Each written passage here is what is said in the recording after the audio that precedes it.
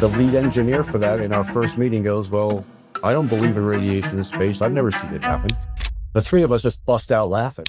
We never heard anything so ridiculous in our life. You need all those skill sets working your program. You can't just make assumptions on things. And it's the question of getting respect for the actual radiation engineering to be thought of like a systems engineering program.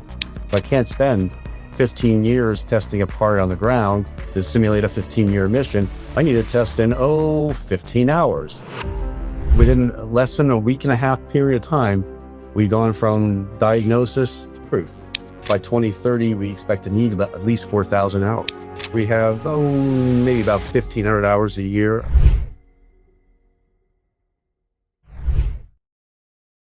Hey, Ken, thanks a bunch for joining us here on Micro Journeys. It's nice. We've been longtime friends and colleagues. I'd say friends way more important than the colleagues aspect.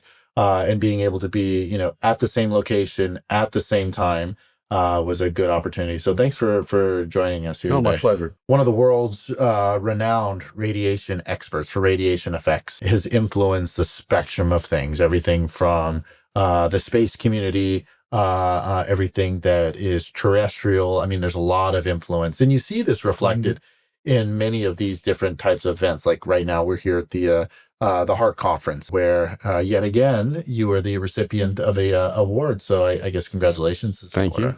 I give full credit to the first authors. It's always good to do positive work for the community, and they recognize it. It was interesting.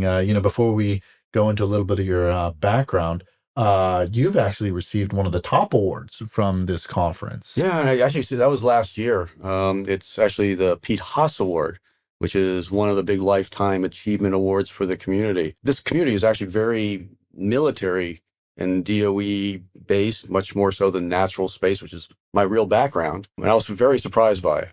I've always been the natural space guy hanging out with a bunch of nuclear guys, right?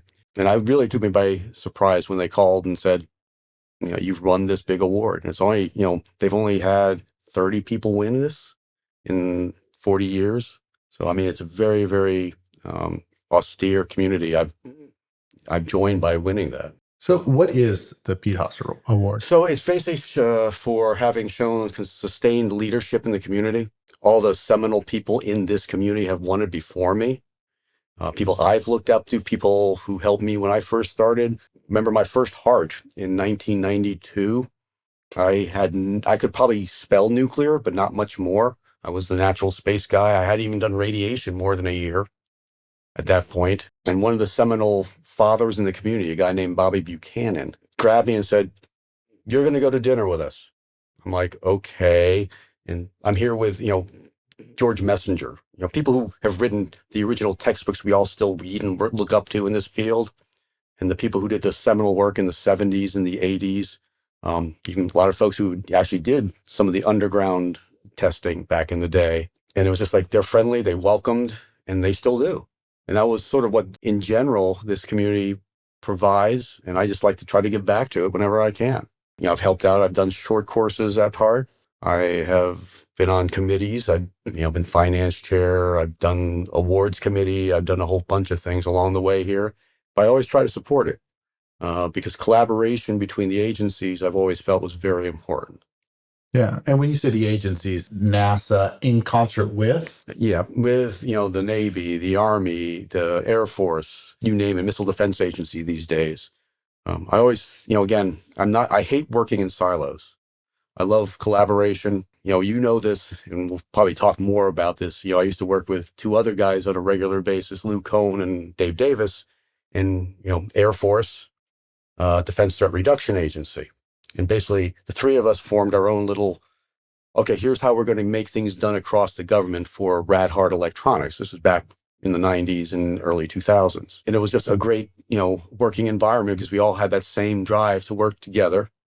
Nothing was hidden, and we made progress. That's how a lot of the basic electronics we still use for RAD-HARD came into being.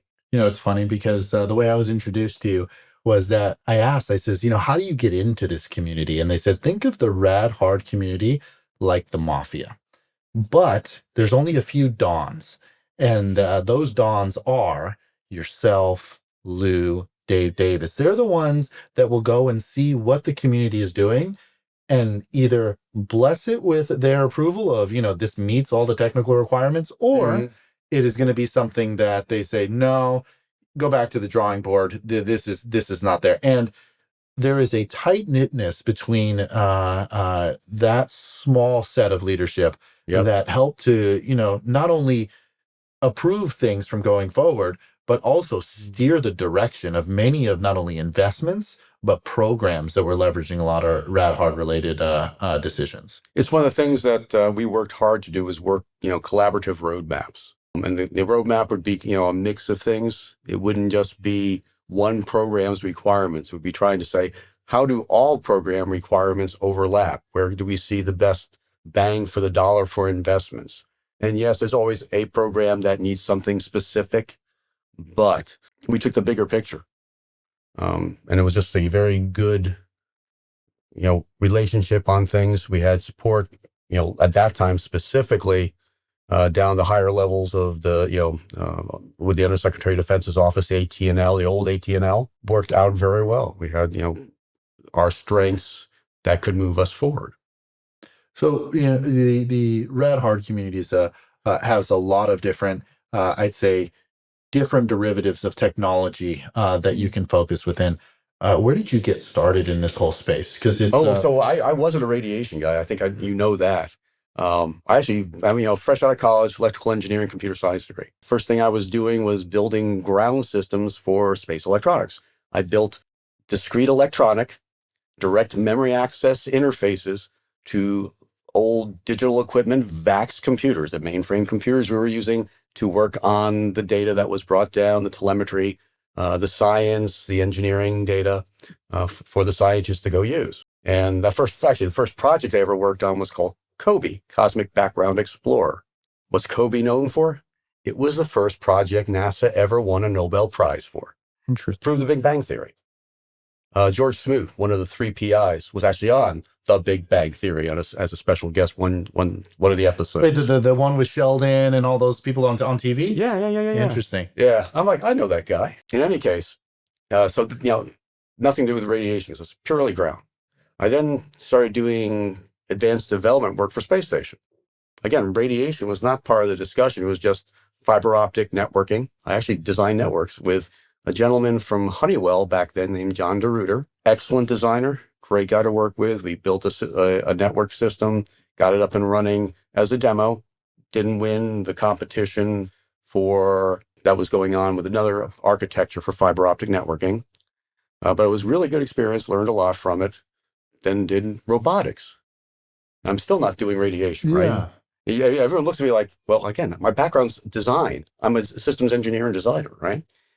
Did robotics, did telerobotic interfacing for experiments for the shuttle that we did demos from with a big robotics lab at NASA Goddard. I did interfaces there too, where you basically interfacing to a force torque feedback hand robotic arm that we would do demos on, but end up flying as a demo for space. From there, I started doing spaceflight systems. I started doing command and data handling systems, computers, fiber optic networks, memory systems. That's what C&DH, command and data handling, really entails. When you say space flight systems, just to make sure I'm tracking Stuff that flies. but is there humans on this, or is it just anything? This was for science missions, so not crewed, no man missions. I worked some on space station, worked some on shuttle over the years, but mostly that was an unmanned mission. So while I'm working on this, and my division chief, a guy named Don Kruger, comes to my office. So I had some weird hours back then. I'm used to, like a lot of younger folks, I was active at a lot of things. I'd be in the office at 6:30. I'd work till 3:30. I'd go play tennis or go for a bike ride for a couple hours. I would grab some food, come back in the office and work till 9, 10 o'clock at night. Don was a late night crawler. So if you were there after 6, you knew he was going to come by at least once a week into your office. Came by into my office. Says, Ken, yes, I got a job for you. I want to fly all these new technologies. Wants to fly the first 8386 Intel computer in space, the first use of commercial memory in a solid state memory recorder. which we take for granted, right? That type of technology. Wanted to fly fiber optics, wanted to use all this other type of new technology stuff. He says, I need you to go meet with the radiation physics office and find out how we make this work in space. That's your job, is to figure this out. I'm like, okay, I know nothing about that area other than I understand radiation from having a class in physics when I was an undergraduate, right? And what you see on TV, right? I mean, it's like, okay, I see a solar flare. I know what that is. So I then go meet another gentleman at NASA Goddard named E.G. Stasinopoulos. Stas himself, that's a guy, if he was alive right now, he passed when he was 101 and a half, is a guy I would say you need to do a podcast with. He fought in the Greek resistance, came to the U.S., lived in someone's basement. He had a law degree in Greece, came back, got a master's in physics, and started working for NASA. That's how Stas got started. So anyway, wow. But I walk into his office, and I'm looking across the tape. Now, I grew up in the era where Bugs Bunny and Mel Blanc, commercials were all, Cochrane's were all on TV all the time as a kid. And I'm looking across the table. I'm like, that guy looks exactly like Mel Blanc. I sat there the first time I met him, kept expecting him to say "fuffer" and "fuckatash" the entire time. That's how I met Stas. So Don and Stas were the two people who got me really into this. Don gave me a challenge. Stas took me by the arm and led me around. He said, oh, you need to go to NESREC. I didn't know what a NESREC was. Nuclear and Space Radiation Effects Conference for IEEE. You need to come to RAD-X, Radiation Effects on Components and Systems, the European version of NESREC. You need to go to HARD with me next year. I'm like, okay, what's HARD? Well, HARD is the DOD version and the DOE version for the nuclear side of the equation. At one time, they were together. They split because of wanting to have control over content on that side of the house. So he's the one who actually really dragged me in the community. He also introduced me to people. First NESREC, I meet Professor Ken Galloway, now retired from Vanderbilt, emeritus there. Used to be Dean of Engineering there. And I just pester him with questions because that's what I did. And he welcomed all of them.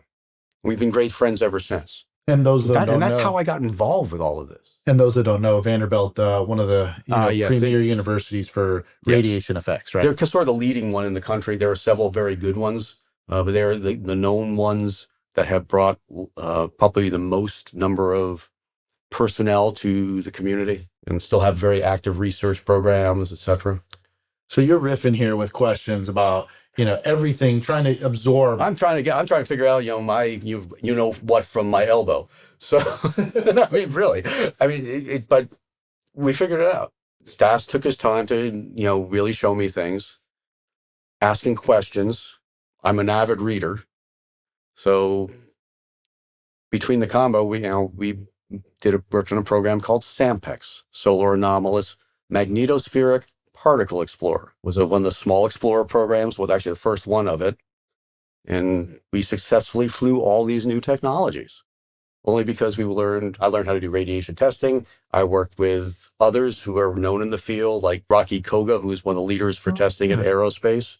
That was the first test I was ever involved with, was hiring Rocky to test a memory and going with him to Berkeley. When you say you go to Berkeley, where are you going in Berkeley? I'm going to what's known as the 88-inch cyclotron there.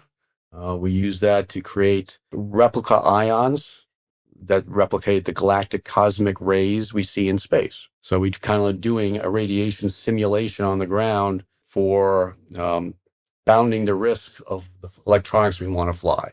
And that's an interesting site because it uses a set of cocktails as it relates to radiation. So they have a unique way of selecting the ions compared to some of the other facilities, but makes it much quicker to change ions. It's an older facility, though, these days. And, we keep trying to, I want to say upgrade. Upgrade's not quite the right word, but upgrade and increase the reliability by providing more modernization of the systems. And one of the best views of any of the radiation test facilities. You sit out there. It's up on the hill there. It's really nice view from there.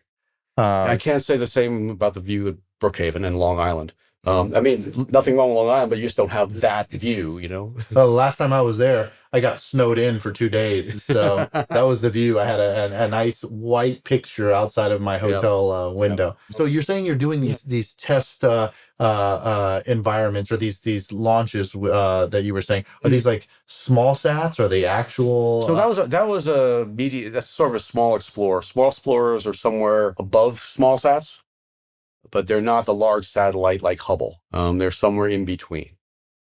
I mean, there's a whole slew of categories, and there's official names for the sizes of them. And I've worked on over 200 NASA programs over my life. I'm still, as you know, working part-time for them as well, working more on helping generically within the parts programs there than actual flight missions. I get calls on specific things now and then, but that's about it. So there's two. I mean, going back to kind of the two sets of testing, right? We jumped right into single event effect related stuff. Yeah, right? yeah. So space. I always say, give me a napkin, I'll draw this all out for you. Right? There's galactic cosmic rays, or highly energetic particles from deep space. And actually, in all truth, as I've taught you, they come theoretically potentially from supernovas, spreading out these ions into space and coming all out throughout the entire space regime. We have particles from the sun, solar flares, what's also known as coronal mass ejections, just another type of particle stream that comes out from the sun. We have particles that then get trapped in the Earth's magnetic field. These are called, surprise, surprise, trapped particles. Those are mostly protons and electrons. So you have protons and electrons. You've got particles from the sun. You've got stuff that's highly energetic from deep space. Everything together puts what's known as ionizing dose, total ionizing dose. And some of them do what's called displacement damage, which is basically, think of it as a material structure. You're displacing the material, right? That's sort of a bad way of looking at it, but that's sort of the simple description of it. And then there are single particles, those highly energetic particles, either these ions from the cosmic ray spectra or even protons. They can deposit energy as they go through. And think of any circuit, right? Circuit's electrical. What does energy do to a circuit? It disrupts it. So you get what's called a single event effect.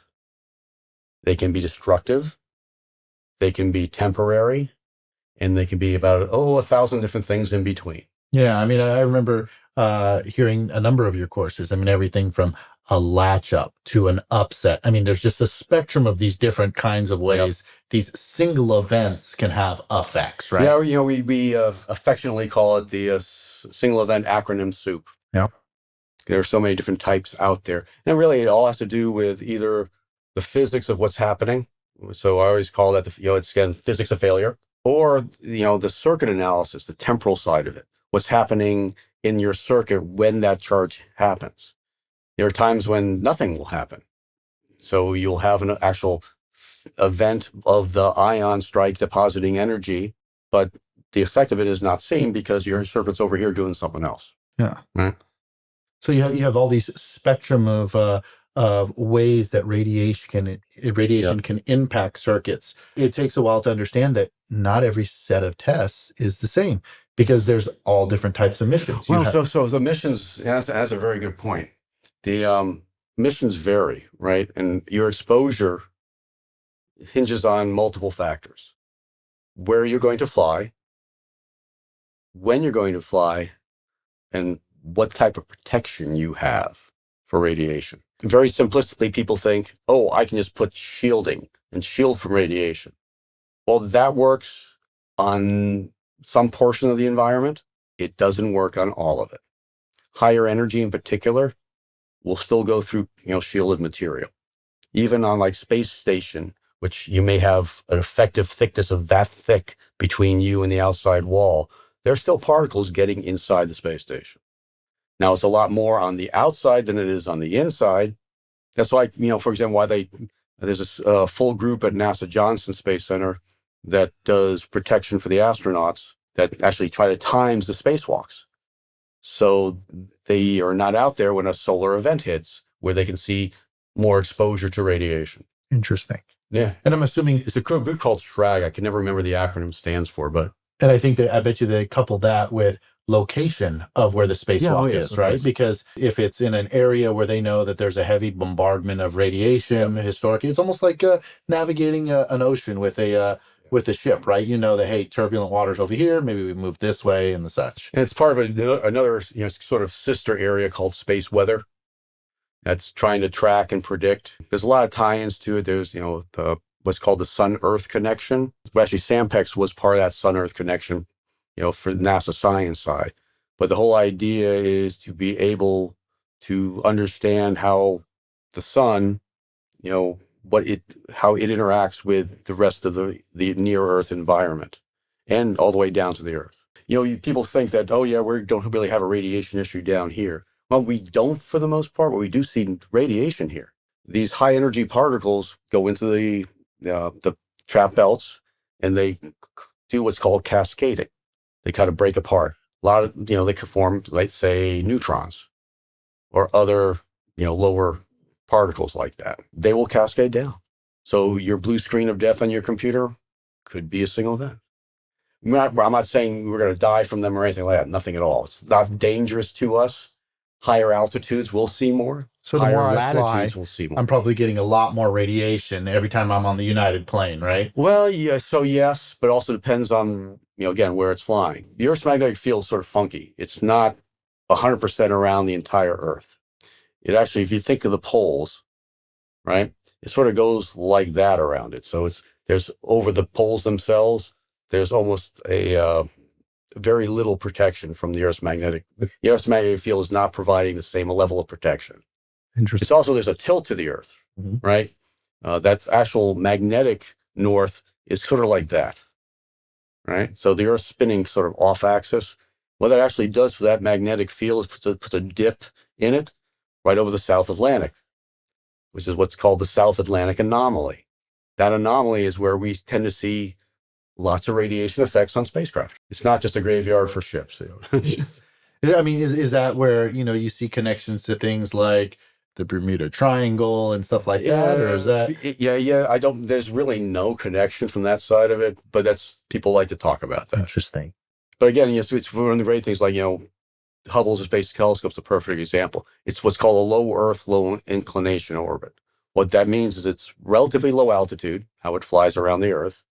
And if you're looking at the Earth like that, it's at, region like that, it's going back and forth 28 degrees. 28 degrees, 35 degrees, something like that. It's amazing how, over the years, how many programs I keep thinking what the actual orbits are. But that's called low Earth, low inclination. You're always going to be flying within the Earth's magnetic field, other than when you go through the South Atlantic anomaly. You see more of those trapped particles. So you can take a sensitive, imager, something that looks at something, right? It's an optical detector. And what is optics? Well, it's radiation. So you'll see those ion strikes as you go through the South Atlantic anomaly. And if you build it up over time, you get this lovely little picture of the South Atlantic anomaly with where all those hits take place. Interesting. Yeah, that's how we track flight data in many ways. Well, since you mentioned Hubble, I mean, natural follow-on here is with the James Webb, right? James Webb, another great imaging capability that has been deployed into space. Is there a lot of translation between lessons learned from Hubble and how that impacts? So in general, yes. The team that worked a lot of the Hubble transitioned over to James Webb. Frank Seppellini was the big PM at NASA Goddard who worked Hubble. He was the original one on James Webb before it was called James Webb. His original name was Next Generation Space Telescope, right? And then it got renamed for James Webb. The radiation team that was in my group. I actually was the group lead starting in 90. Well, we formed the group in 92. I actually formed the group. Yeah. What was the name of the group? The Radiation Effects and Analysis Group. Still there. Again, my boss's boss, Don Kruger, said, we need to form this group, have it stand alone. You're going to be the group lead.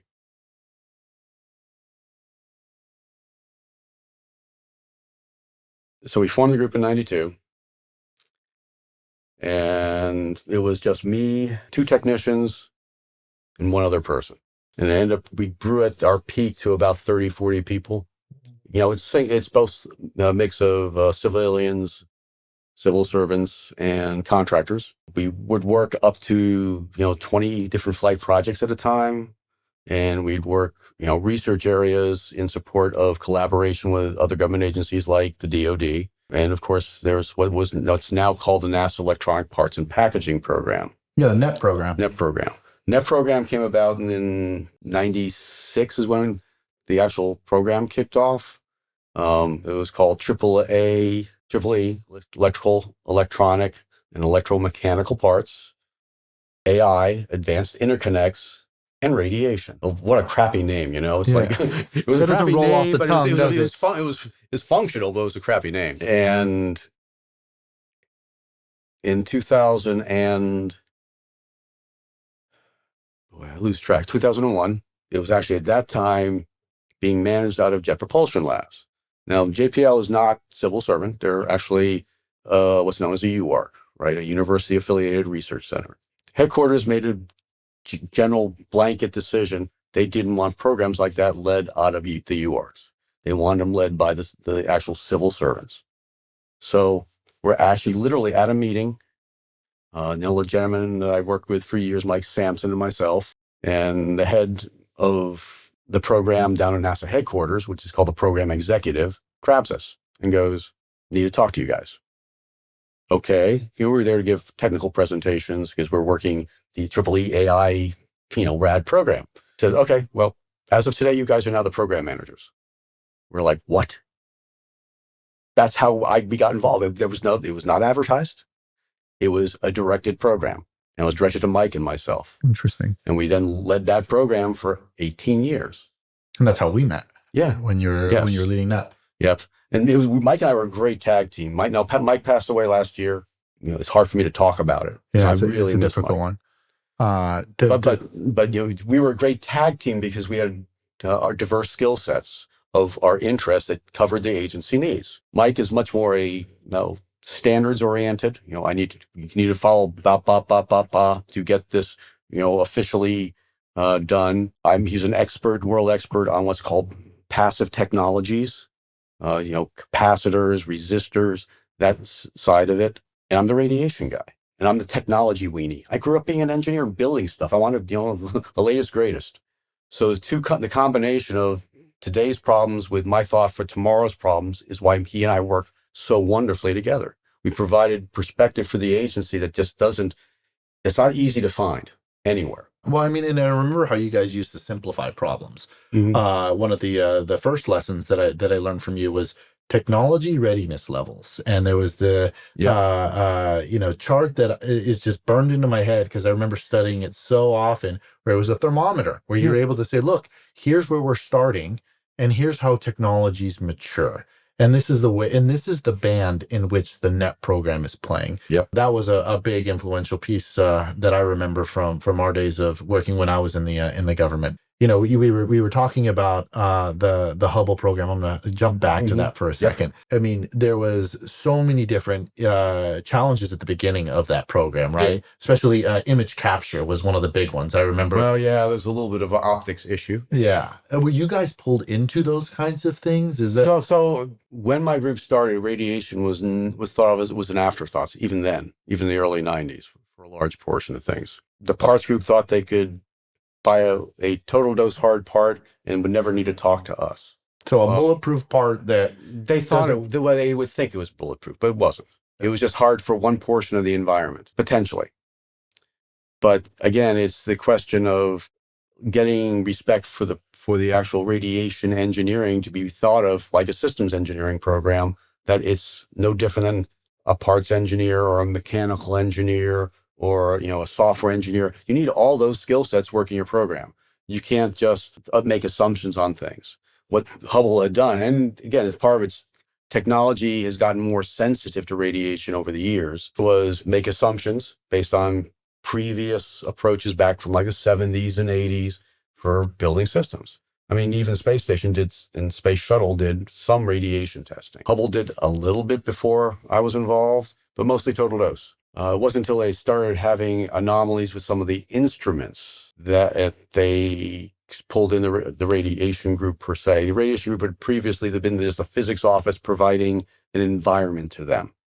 And they would say, yeah, we're going to be at this point on the curve. That's our requirement. Move, bye-bye. After that point, they actually started pulling us in. But I will point out one of the funniest moments I ever had in my life with any program manager was with Frank Seppellini. Seppi was great.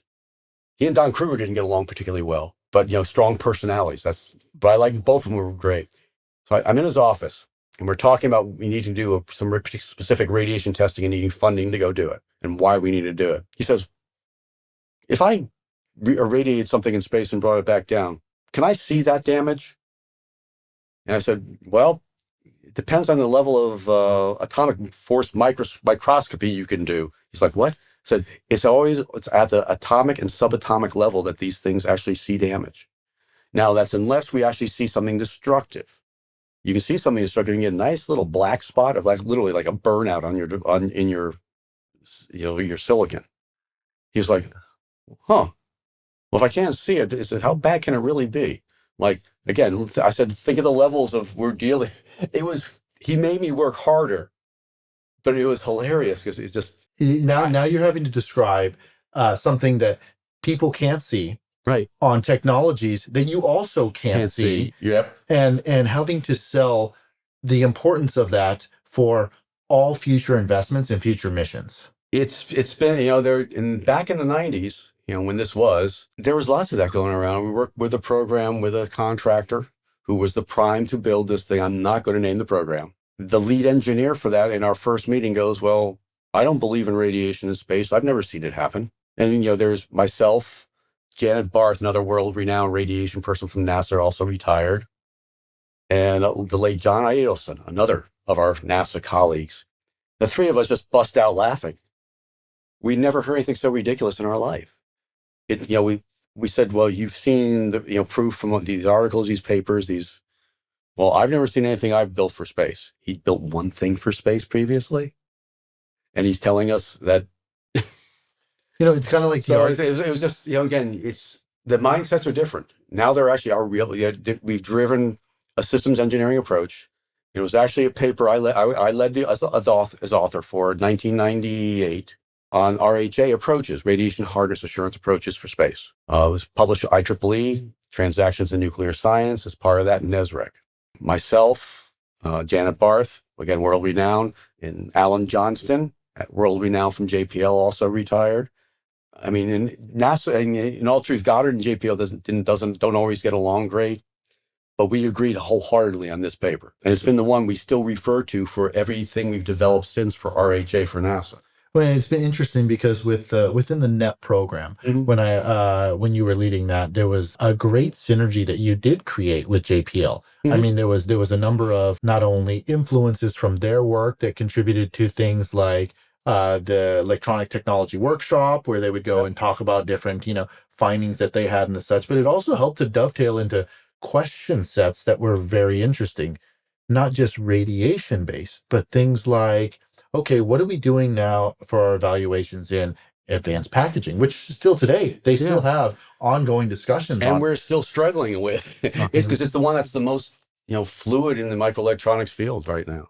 Well, and it all comes full circle, right? So at the very beginning, you were describing the heavy ion or single event related stuff, and looking at facilities like the Lawrence Berkeley one, right? Yep. Is that going to be useful for our new advanced package or system on a chip related items? And the answer to this is, well, we have limited capability to be able to deal with these advanced technologies. To be able to get the ion, even on the ground, down to the sensitive portion of these devices, you need higher energy. Now, we have that higher energy in space, so it's going to happen in space. Just we need to have that type of facility to test on the ground. There's currently one in the U.S. that has that type of capabilities. Technically, there's sort of two. The one being at Brookhaven National Laboratories, a biological and physical science-based facility that was built for NASA called the NASA Space Radiation Lab.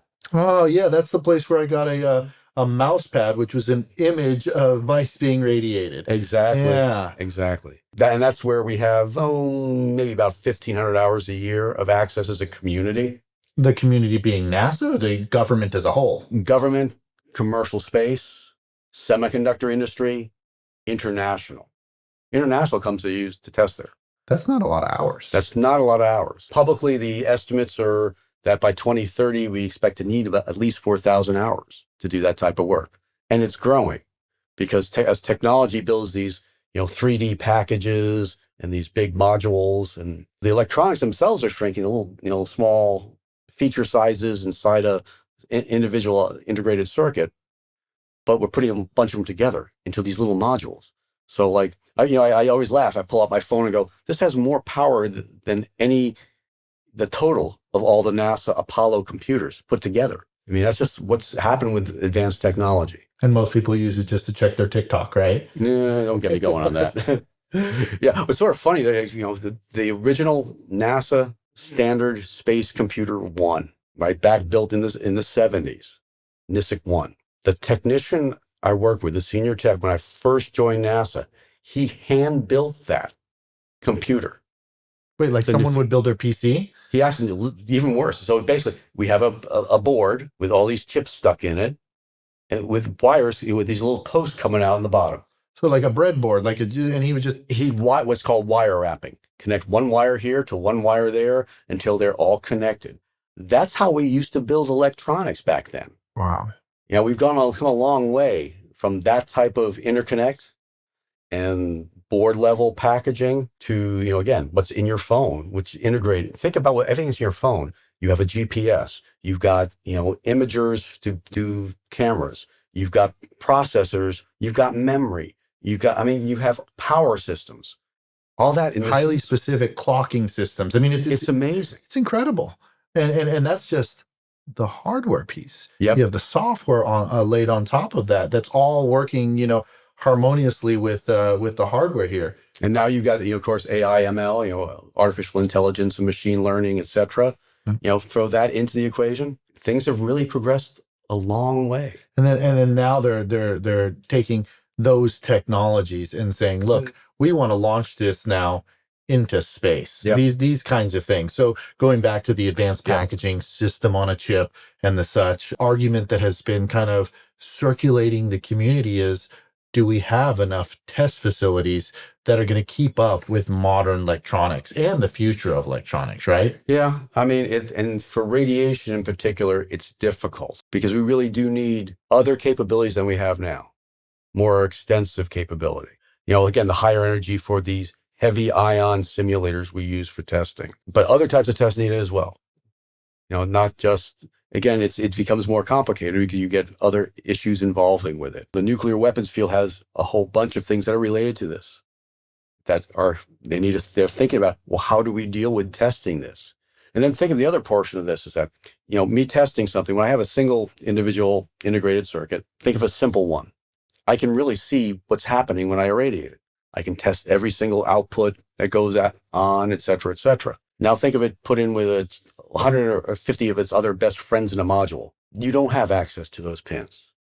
How do you know where the failures are occurring? Now think of how a failure occurs, right? There's a failure, like I said earlier, failures aren't always seen instantaneously. An event can occur, and it only depends on when you get to that operational mode where it's trying to access that you'll see it. So when I'm doing these accelerated tests, because I can't spend, 15 years testing a part on the ground to simulate a 15-year mission, I need to test in, 15 hours, right? So I'm doing a much accelerated version of to get the data I need for that 15-year mission. And that's just one small window of the radiation environment. And that's just one portion of it. I mean, there's dose, damage, single events from the natural space. Those are sort of the big three.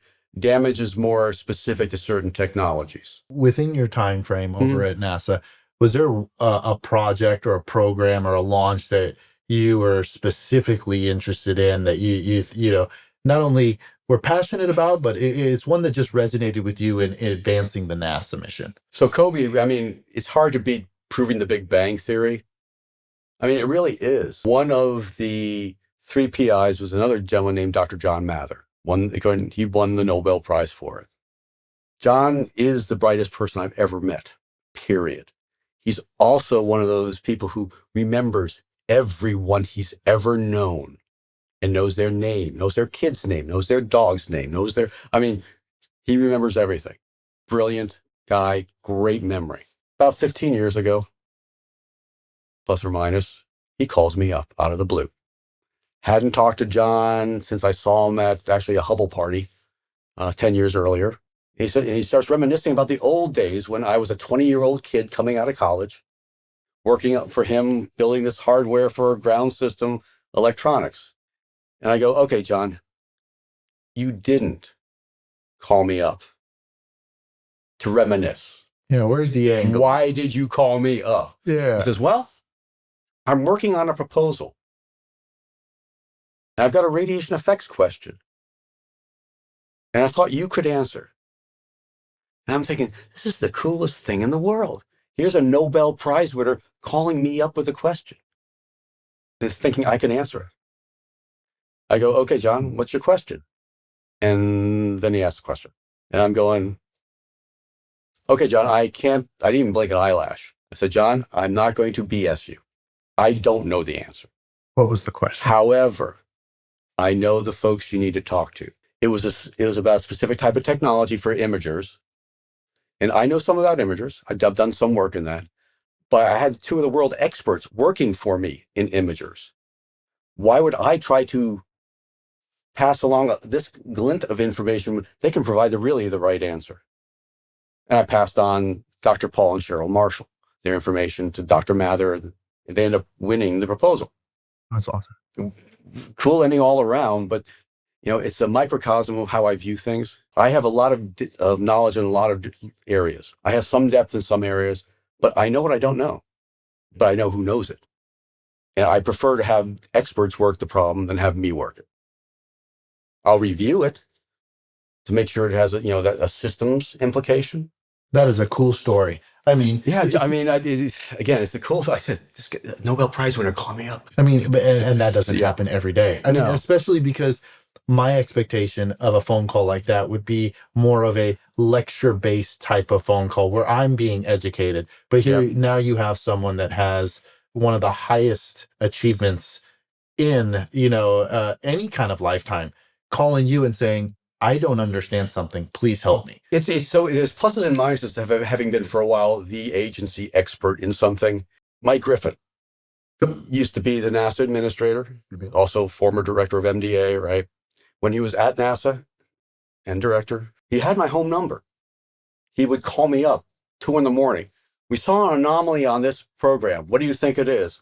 I'm like, John, I said, Mike, can I put my glasses on? Can I at least get my light on first before you ask the question? But at least they know that you're smart enough to know when the right answer has to come from a different source or it comes from yourself, right? Yeah. And it's and that really embodies where and why you're pictured in this community as being the go-to person. Because when specific questions come up, Ken will give us an answer, whether it's direct or 1 degree of separation. Yep. There's at least a knowledge base of where to go for some of these types of things. Yep. And I'll let you know, I don't know an answer to something. I'll say, here's who I think you probably want to talk to. Here's my opinion on this, but if you really want to talk to them. You talked about anomalies. Hubble, I've always joked, is my best flight experiment. Not because they did things wrong, but because they saw a few things in flight they weren't expecting. Didn't cause any issues for operational, failure. They got the science they needed. But the one I always talk about is optocouplers. Optocouplers are really a device, very simple. Takes electrical signal, converts it to optical, puts a signal out, right? So it's got some type of amplifier inside. It's got some type of diode inside. It's Friday afternoon, 3:00. Systems engineer from Hubble calls me up. They put 2 new instruments up on Hubble a couple weeks earlier. And he goes, we're seeing these glitches on our instruments. We've kind of traced it down to these 2 circuits. Took a look, said, well, you have a high-speed optocoupler there. He says, yeah. Parts group said that was RAD-HARD. Like, no. Think about, again, it's light, radiation, it's high speed.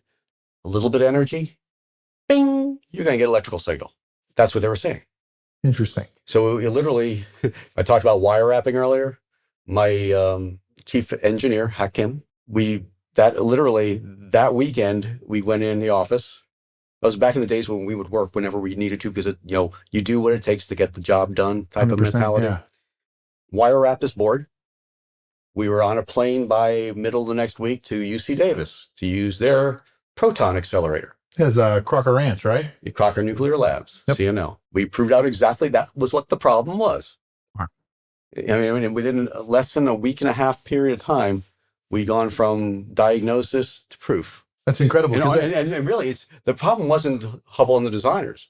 It was a process issue of getting radiation fully integrated as a systems engineering portion of the team. So they would look at every part, not just, here, have a look at this. That's why I keep saying it's dangerous to just look at one thing when you're not looking at all of it. Yeah, I mean, it was one of the early lessons learned that I was given, which was there's a difference between rad-hard, rad-tolerant. There's all these different pieces, and they get so confused within people that are not experts in the community, and then it's assumed that it's going to be accepted, which could turn into something as simple as, we have a problem, we can fix it because this is what it was, to now we have a catastrophic failure. We've delayed a launch because there is a part that is not passing qual now. We don't know what it is. Or even worse, there is something out in space. You can't really go in there, though the example was, if I looked at this part and brought it back from space, we don't have that luxury just to go to a satellite and say, hey, you know what? Let me see now why this is not working, and let me put in a different part to make it work, right? A lot of the missions we're trying to do these days are either one of two types. They're either a lot of small sats, what's called proliferation, where they're throwing a lot of satellites up. So if some of them don't work, who cares? As long as we get enough of them working. Is this kind of how, Starlink kind of works? Sort of how Starlink works. Yeah. Or it's, more high reliability spacecraft requirement. So what ends up happening there is they're trying to design these that if they do see an issue and they're in an orbit that can be reached relatively easily by a launch vehicle, they make them so they're repairable. You can more easily swap things in and out or upgrade, etc. I mean, we did a lot of work at Hubble, right? Putting up new instruments, making repairs, etc. as necessary. So lower. But they're thinking about that more as how do we make that a longer term means of operational constraints. But there's a limit, right? Low Earth orbit, maybe some MEO orbits. I mean, but I assume that past that, it's kind of, Well, it's funny is that I know that was one of the DARPA grand challenges a couple of years ago. I don't know what ever happened with it, to look at, can we do that same type of repair mission type of application, or even robotically outside the Earth's, low Earth orbits. I followed for a while. I got tracked by other things. So you have done all of these impacts to a variety of different, NASA missions and the such. And, you decided to hang up the gloves to say, at your full time at NASA. So I retired very beginning of January 2019, January 3rd. Made paperwork very interesting. It took 2 weeks to actually get my full paperwork, even from that perspective. But in all truth, the only reason I really retired had little to do with wanting to leave NASA. It had more to do with logistics of my mom getting older and needing care. Unfortunately, she passed less than 6 months after I retired. We had built a house to move into with a in-law suite for her. So again, I was like, I'd been there 36 years almost. I actually graduated college at 20 and started working at NASA at 20. Everyone says, he calls me Dr. LaBel. I'm like, no. I dropped out of grad school. I dropped out of my master's program because I was working 80-hour weeks. I'm like, I was just too burnt out to keep working, trying to do both. Yeah. And I like seeing things get done. And I always made the joke that, for me, it was more about managing PhDs than being one. But so I retired beginning of 2019 with the plan I was always to come back as a contractor working a little bit for NASA. Just a little bit, right? Well, it's supposed to be a quarter to half time. I started out that way. Hadn't been a month. One of my former bosses and good friends, Ann Darren, who had left NASA and gone to APL, Johns Hopkins University Applied Physics Lab, calls me up and goes, Ken, we've got a DoD program that all of a sudden has natural space radiation requirements. They never had it before. Help. I'm like, Ann, I'm really kind of happy just doing what I'm doing, working a little bit of time here and there. Again, because I'm early, because I just moved. I was starting to play golf in the new golf course I was getting to, right? Dealing with my mom's health. Third time she calls up, I finally gave in. Said, okay, I'll give you a day a week. That ended up being work for Missile Defense Agency and Test Resource Management Center over the last, 6 years now almost. So I actually officially started there April of 2019. I was originally a contractor for them. I became an actual employee there October, I can't remember, 2.5 years ago now. It's been a lot of work on test facilities, been a lot of work on specific DoD program support. I'll just say ways of trying to analyze electronics that haven't been tested for mission assurance for radiation. Not something I recommend, but we had to come up because it was an as-built system. There was no way they had to change it. There was no way they could test everything. It's an interesting proposition. It's been fun. Dr. Albin there, John Albin, I say this a lot. I've known him since he was a grad student at Vanderbilt. It's been good. I like really working for John and his group. It's a great group. The TRMC folks are good. Funding doesn't get there. But mission stays, ongoing, right? Oh yeah, yes. So, How I got to work with you, right, is that I had a gap in funding. And I knew it was going to be a gap for about 3 months before, in this case, one of the agencies actually was going to get their money for the continued support. And as I've always said, I'll always answer the phone call for you guys. You're my friends. This is a little different, right? So I said, let me post on LinkedIn. I got a little bit of time to kill. I remember, I am a workaholic. I freely admit it. And talking to my wife, I don't work much more than 40 hours a week. If it wasn't for my wife, I would be working probably still 60 hours a week. So anyway, I post on LinkedIn. Yeah, I've got a little bit of time, next few months. You called me up that afternoon with Ted Glum and go, Ken, would you like to work with us? I'm like, well, Dan, what do you want me to do? So, well, we are 1099 consultants. We got government customers. We've got industry customers. We're working workforce development. And I'm like, well, Dan, you and I are good friends. I'll do anything to help you out. I got a few months, so sure. I'm working more for you now than I am for anything else. And it's not a bad thing. I'm having fun with it. I love our team. I really do. I love the radiation team. I love the mix of people we have in terms of their backgrounds and knowledge. But similar to how, NASA gave you an opportunity to frame out what ultimately became the NEP program at TSS, I have to be honest, you have done the same thing. We have now a strong radiation capability that was non-existent before the collaboration here started. It's interesting how not only your passion has a way of influencing, dynamics within companies, organizations, et cetera. And it leads to an interesting question here. You have been one of the few people that have been able to influence the space community and, the strategic RAD-HARD community, the new folks and the such. Very different environments. Yes. Where do you see the biggest set of challenges from a environment perspective? And where do you see, I guess, when you say environment, are we talking radiation environment, nuclear environments, or are we talking political environments? I don't want to get there. No, let's stay away from the politics. That'll be a topic for another podcast here. But no, on the radiation environment area, right? So we talked about how technologies continue to mature. The microelectronics have their trajectory, right, of how we continue to do different types of tests for those. But now we have strategic environments, the nuclear missile side, and then the space RAD-HARD side. Which one do you think has the biggest problem, and where do you see the future in helping to solve that problem be? So I'm going to kind of split that a bit.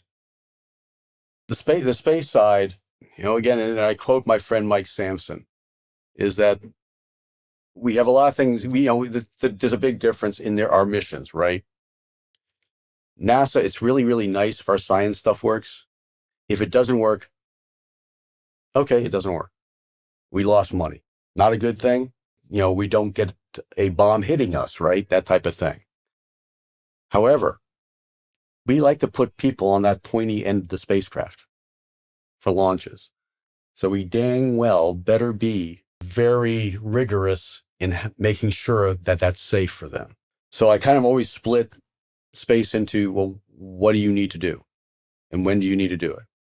What is your We always call it the illities.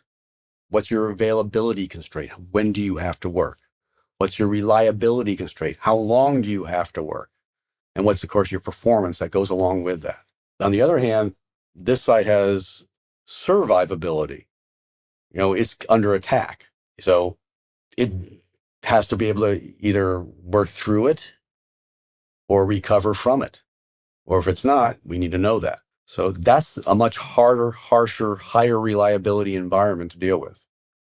Now, you can do the same type of thought pattern as we're doing with Starlink, right? Proliferation. Well, maybe if I throw up enough stuff, it won't get hit. Well, if they all have the same failure mode and they all get hit at the same time, doesn't do you any good. So again, there's a lot that goes into it. It's a much harder problem in general. And there's more to it because, and it's just a matter of, safety for the human race. We don't do underground testing anymore. We don't do above ground testing anymore with nuclear weapons. There are reasons we don't do this, right? It's human race safety. But we've got to design for that. We got to understand what those things look like. And all we have is models. We have old data sets and models. And that's all we're trying to do right now is figure out how to utilize those to come up with our requirements. And, I saw several talks today, and it's interesting perspective. It's still very strict, the approaches. NASA, we get pushed the other direction. They want us to fly more commercial type electronics. So does the military in all truth, but they want that same reliability. So it's a different perspective on it. They'll test things, I don't want to say test to death, but because they do what they need to get their mission reliability. So the takeaway I have from what you said there is the answer depends on the amount of risk to the particular mission. And risk is quantified not just in mission execution, but impact to a human or human society. And based on those, you see that being the biggest risk factor as it go forward. Yep. That would be a good way of phrasing it. I mean, NASA calls it, MEAL, mission, environment, application, lifetime. Every mission is different. And it all depends on what are you doing, where are you doing it, and how long does it need to be doing it for? One of the questions I like to ask is, I'll point out that I hate that acronym because it took, so before they came up with this, they came up with it 2 years after Mike Sampson and I came up with a totally different 3x3 matrix, which says the same thing. but it's a cool acronym, so it got stolen. So one of the things I usually ask at the end of a podcast is I'll say, what do you believe your legacy is, or what do you think your we kind of led in with that with a lot of the different accolades that you've won. So I'm going to pivot slightly different because we're friends here to something that I find extremely interesting, which is the way that you've kept a regimented lifestyle on being able to, compartmentalize here. This is the work time. Here's my workout time. But more interesting to me is the beer time. There is a time to relax and kick back. So I guess the question I have for you, Ken, is you're now a quarter of the year in. What's the best beer you've had during that one beer a day segment? The best. Okay, so there was a bottle of barrel-aged Belgian-style triple from Southern Pines Brewery in Southern Pines, North Carolina, that was to die for. It was among the best examples of a Belgian triple I've ever had. I love Belgian-style beers. You know that. I taught you that. Absolutely. Again. Well, you're the reason I went to Delirium over in Belgium. Yeah. I was going there and I was thinking chocolate. I was thinking tapestries. And you said, you are going to have beer while you're there. And I said, should I? And you said, Dan. You're in Belgium. Exactly. World's best beer. Exactly. You got to go. Go to DT. DT is the place. It's a cool bar too. It was. So I mean, that would probably be the one I would pick this year. There are a lot of really good ones out there, different styles. I sound like I'm a heavy drinker. I'm not. I drink a beer a day. My wife is very, conscious of, because she's had some history with other folks who have, drunk more than they should. She's like, yeah, have your beer. Go ahead. It's one beer a day. Yeah. A big day for me. It's like, my gosh, I had 2 beers today. Takes the edge off after my workout before I have dinner. You see the effectiveness of what you've done from a career perspective. Yeah. I think that you're well deserving of having a beer. But there's a beer story that's related to work. Okay. And that's actually one of the things I learned early on. So you've heard the brewery called Dogfish Head, Of course. right? Sam Calagione. I met Sam at his first beer show he ever did. Sam started calling me Beer Dad because I'd always have some friends from NASA, younger women who would come with me to these beer tastings. I wasn't dating or anything. It was friends, right? Yeah. But they like good beer. So he started calling me Beer Dad. About 2 years after I met him, he wrote a book called Brewing Up a Business. It was basically his guide to how he started his small business and lessons learned that can be passed on. It is still the best common sense book for starting a business I've ever read for a small businessman. I highly recommend it. It's, I'm not paid to do that. I haven't talked to Sam in probably about 10 years, but it is.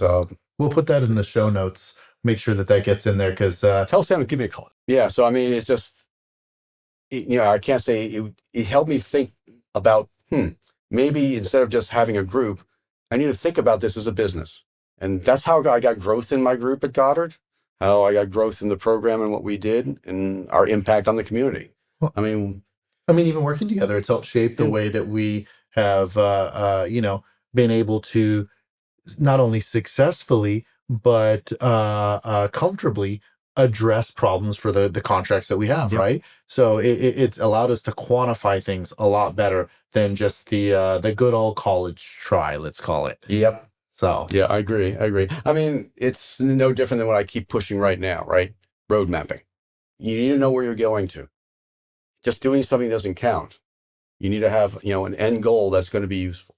Well, and we've seen this from, I'd say, almost every conversation we've had with stakeholders in the community, that there needs to be gap analysis, roadmaps. Yep. I mean, it's a consistent theme because it's kind of like fire first, figure it out later, which is okay for a short period of time, but not a sustainable thing. It's, it's funny is that the people I see in the community now, they're trying to do that, but they don't do that. I mean, they try to. I mean, we have certain folks who are pushing hard for it. John Alton's pushing hard, same vision of why he and I get along so well on that, is that we need to go that type of thought pattern. Jesse Mee, Space Force, has that same thought pattern. Matt Gavlich, Navy Crane for the Trusted and Assured Microelectronics program, same thought pattern. But getting actual inputs to develop that roadmap, they have pieces of it. They have it compartmentalized. They have, it's not good, bad, or indifferent. The Strategic RAD-HARD Electronics Council, individual working groups, that's all well and good, but you got to get that cross-fertilization of the roadmaps. Yeah. Right? And they have good roadmap here, but are they talking to each other? Or is what this roadmap for testing and evaluation, is that there to meet what they're going to do with state-of-the-art technologies? So John, Jesse, Matt, great guys. They're visionaries in their respective, organizations. And as we all know, it takes a village, right? Yes. It takes a village to help the visionary turn what they're recommending as solutions into actual solutions, right? And that doesn't always come as a necessary byproduct from leadership. It doesn't always necessarily come as a byproduct from the community. But advocacy is something that can help out quite a bit. So, Ken, I really appreciate you having the time here on Micro Journeys, and look forward to our long-standing relationship. Yeah, I'm not trying to retire anytime soon again. I got I knew I wasn't going to stay retired. However, I still wasn't expecting to work this much. I think I'm having too much fun though now. I really am. Like I said, I really, as much as I love working with both JHU, APL, the NASA folks, I'm having more fun here because it's different for me. Working with the flag officers is a different thought pattern. I've met them before, but I've never had to work with them before, other than my buddy who's in Pinehurst, Ryan. I like that different cross-culture approaches to things. It's the only way to really get perspective to get to a good solution that has, the multi-dimensional view on it. Diversity in thought is a huge enabler for successfully moving forward ideas. So, Ken, thanks again for everything, and looking forward to our continued friendship. So, sounds good. Thanks, man.